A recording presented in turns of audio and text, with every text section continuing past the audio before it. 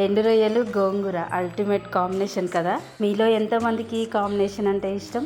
ఇలాంటి special curries తింటున్న కొద్దీ తినాలనిపిస్తూ ఉంటుంది. ఎండు రొయ్యలు ఎండు చేపలు ఇష్టం లేని వాళ్ళు, స్మెల్ పడని వాళ్ళు కూడా ఉంటారు. కానీ మా ఇంట్లో అందరికీ ఫేవరెట్ కర్రీ ఇది.